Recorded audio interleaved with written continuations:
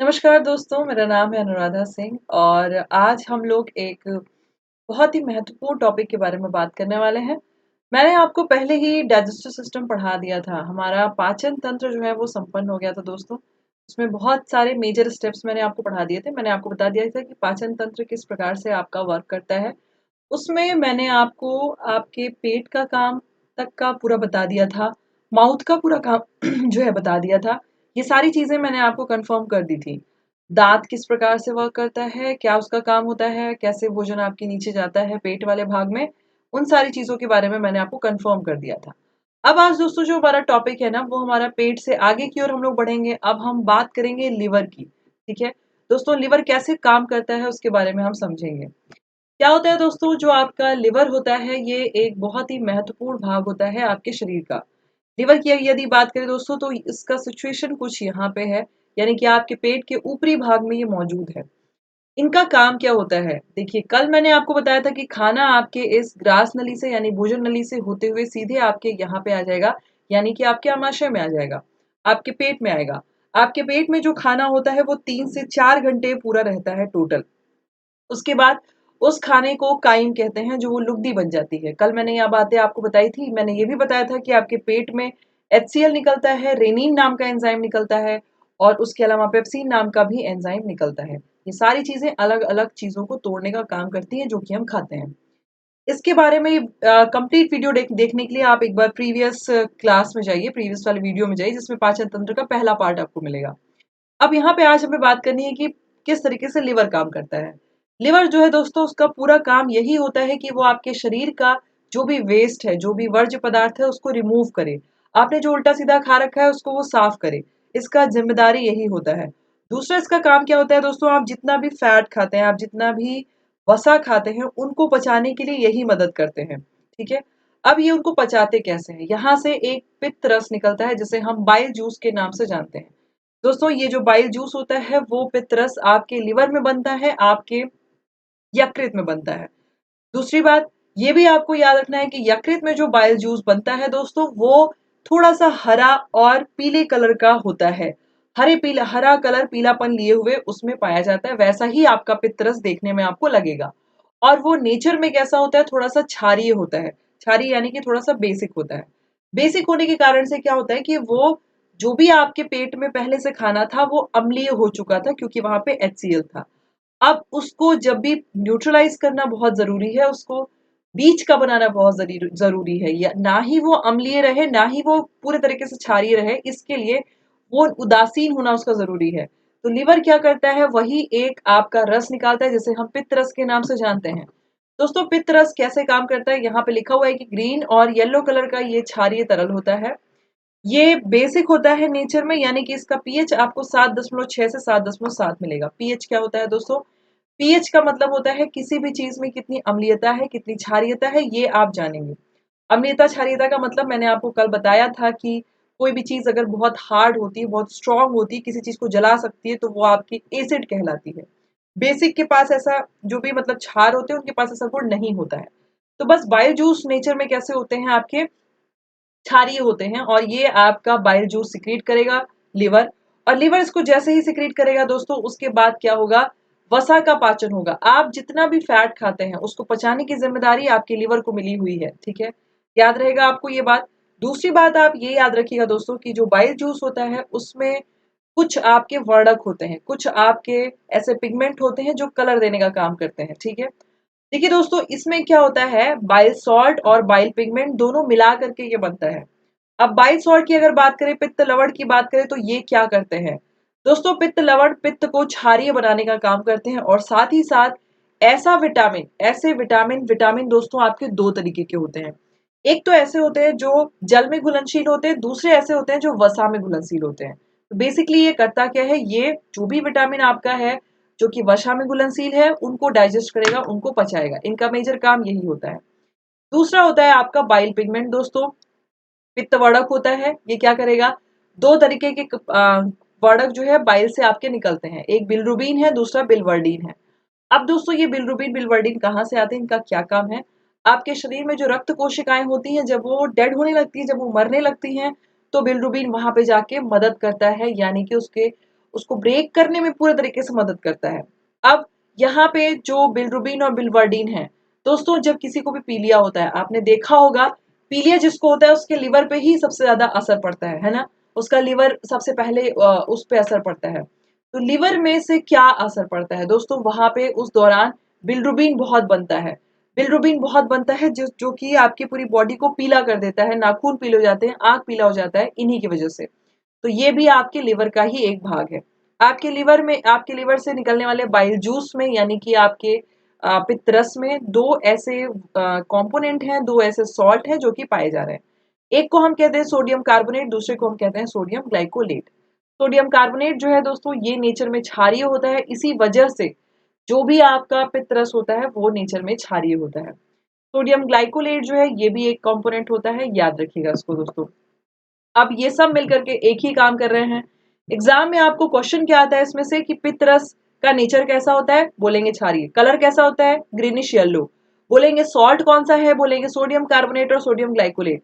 पूछा जाएगा कि वर्णक कौन से पाए जाते हैं, बिलिरुबिन और बिलिवर्डिन। याद रहेगा आपको, आशा करते हैं याद रहेगा। उसके बाद दोस्तों हम आ जाते हैं अग्नाशय वाले भाग में, यानी कि यहाँ पे लिवर में जो भी बाइल जूस था वो बना, और ये वाला भाग आपका पित्त की थैली कहलाता है, गॉल ब्लेडर कहलाता है। यहाँ पे आकर के सारा बाइल जूस इकट्ठा होता है, सारा पित्तरस यहीं पे आके इकट्ठा होता है। अब जैसे ही इसमें इकट्ठा होगा दोस्तों, जब जरूरत पड़ेगी तो तुरंत पेट में जो आपका खाना है उसमें जाकर के ये मिक्स हो जाता है, इस वाले भाग में ये मिल जाता है, ठीक है। अब दोस्तों यहाँ पे आपका पैनक्रियाज है, अग्नाशय है, ठीक है। अब ये अग्नाशय क्या करते हैं उसके बारे में बात करते हैं हम लोग। अग्नाशय दोस्तों, इसको हम शरीर का कंप्लीट डाइजेस्टिव ऑर्गन कहते हैं, हम इसको पूर्ण पाचक अंग कहते हैं। रीजन क्या है, रीजन ये है दोस्तों कि ये बहुत सारे ऐसे एंजाइम रखते हैं जो अलग अलग चीजों को तोड़ने में मदद करते हैं। जैसे इनके पास एक एंजाइम निकलता है जिसे हम ट्रिप्सिन और काइमोट्रिप्सिन के नाम से जानते हैं। अब दोस्तों ये जो ट्रिप्सिन और काइमोट्रिप्सिन होता है ये किस चीज में मदद करेगा, तो ये प्रोटीन जो कि ऑलरेडी पेट से टूट के आया है पेप्टोन के फॉर्म में, उसको ये और भी ज्यादा तोड़ेंगे, अमीनो एसिड बना लेंगे। अब आप सोच रहे होंगे कि प्रोटीन पेप्टोन अमीनो एसिड क्या है। दोस्तों प्रोटीन, आप ऐसे इमेजिन करिए कि प्रोटीन एक माला है और अमीनो एसिड उसके मोती हैं, पेप्टोन वो धागा है जो पूरा माला बनाने में मदद कर रहा है। बात समझ में आई। अब यहाँ पे एमाइलोक्सिन नाम का भी एक एंजाइम निकलता है, ये क्या करेगा, पेट से जो भी आपके और आपके लिवर से जो भी स्टार्च बच के नीचे आ गया, आपके लार में जो स्टार्च पच जाना चाहिए था नहीं पचा, बच के नीचे आ गया है, उसको ये तोड़ेंगे और माल्टोज शुगर बनाने में मदद करते हैं, ठीक है। इसमें एक और एंजाइम निकलता है दोस्तों जिसे हम स्टेप्सिन के नाम से जानते हैं। स्टेप्सिन क्या करेगा, ये जो भी आपका बाइल जूस के द्वारा यानी कि पित्तरस के द्वारा जो भी आपके वसा को तोड़ा गया है, उस वसा को ये ग्लिसरॉल के फॉर्म में बदल देते हैं, ग्लिसरॉल के रूप में परिवर्तित कर देते हैं। क्लियर है, याद रखिएगा इसको।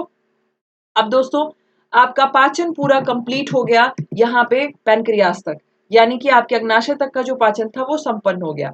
अब खाने को घुसना है, इसमें छोटी आंत में घुसना है। अब छोटी आंत में कैसे कैसे घुसता है वो हम आपको बताएंगे।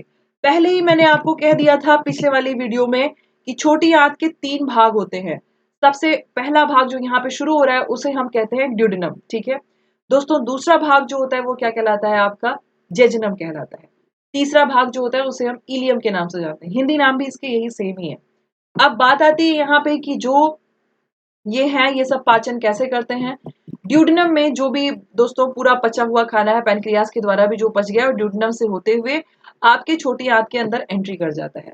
अब पैनक्रियास पूरा पचा चुकी है, अग्नाशय पूरा पचा चुका है, छोटी आंत को बस 2 ही काम करने होते हैं, अवशोषण और स्वांगीकरण, एब्जॉर्प्शन और एसिमिलेशन, 2 ही काम उसके जिम्मे में बचे होते हैं, ठीक है। ये करेगा क्या, सारा जिसको जिसको जैसे टूटना था टूट गया था, टूट गया, यानी कि कार्बोहाइड्रेट को टूटना चाहिए था ग्लूकोज और गैलेक्टोज के रूप में, सबसे छोटा रूप इसका यही होता है। जैसे इमेजिन करिए कि मकान ईंटे का बना हुआ है, वैसे ही कार्बोहाइड्रेट जो भी होते हैं वो ग्लूकोज के बने होते हैं, और जब तक कार्बोहाइड्रेट को ग्लूकोज के रूप में नहीं तोड़ दिया जाएगा पाचन संपन्न नहीं हुआ है। प्रोटीन जो है दोस्तों वो अमीनो अम्ल के बने होते हैं, तो ये अमीनो अम्ल में भी परिवर्तित हो जाते हैं। फैट की बात करें दोस्तों यदि वसा की, तो वसा जब टूटता है तो फैटी एसिड यानी कि वसीय अम्ल, ग्लिसरॉल और मोनोडाइसैकेराइड में कन्वर्ट हो जाता है। ये सब क्या है दोस्तों, इन्हीं सब से मिलकर के आपका फैट बना है, आपका वसा वाला जो भाग है वो बना है, ठीक है। अब क्या होता है कि जितना भी पाचन संपन्न हुआ, छोटी आंत में बस उस छोटी आंत का इतना ही काम होता है कि छोटी आंत में उंगली जैसी संरचना पाई जाती है, जिसके अंदर में होल होते हैं। जो भी बचा हुआ खाना है वहां छोटी आंत के किनारे किनारे जो दीवार है उसके द्वारा एब्जॉर्ब कर ली जाएगी, अवशोषित कर ली जाएगी। अब इसको जब अवशोषित किया गया दोस्तों, तो वहां पे क्या हुआ, अब उसको अवशोषित करने का पर्पस क्या है, उसको खून तक पहुंचाना है। खून के बाद एक एक सेल तक पहुंचाना है, एक एक कोशिका तक पहुंचाना है। कोशिका क्या है, कोशिका वो आपके शरीर का छोटा भाग है जो पूरा शरीर बनाने में मदद किया है। तो हर एक सेल को जब तक खाना नहीं पहुंचेगा, आपका खाना खाना वेस्ट है।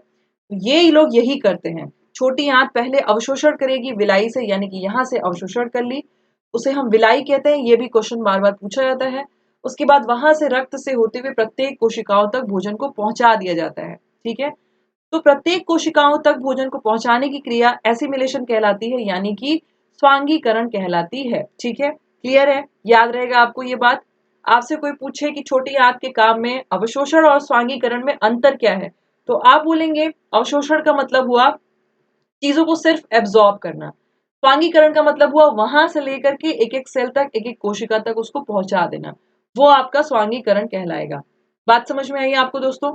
अब यहाँ पे आपकी बड़ी आंत बच गई। बड़ी आंत का क्या काम होता है, जितना भी खाना दोस्तों पच गया तो ठीक ठीक, जो नहीं बचा है वो आपकी बड़ी आंत वाले भाग से होते हुए, कोलोन वाले भाग से होते हुए फिर रेक्टम यानी कि इस भाग में आकर के क्या हो जाता है, इस भाग में आकर के नीचे की ओर चला जाता है।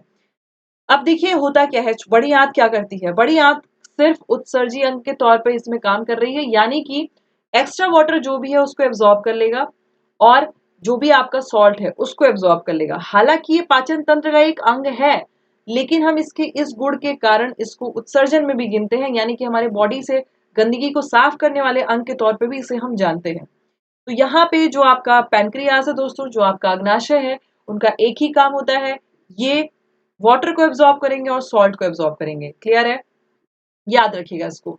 और जो भी आपका अधपचा खाना है, यानी कि जो मल पदार्थ है, आपका मल पदार्थ यहां से होते हुए, जिसे हम बोलते हैं आपका पूरा कोलोन वाला भाग है, यहां से होते हुए रेक्टम में आएगा, यहाँ पे आके इकट्ठा हो जाएगा। फिर आपको फील होगा कि नहीं है, मुझे अब खाली कर देना चाहिए अपना पेट, तो वो एनस के द्वारा, आप मल द्वार के द्वारा उसे बाहर निकाल देते हैं। बात समझ में आई?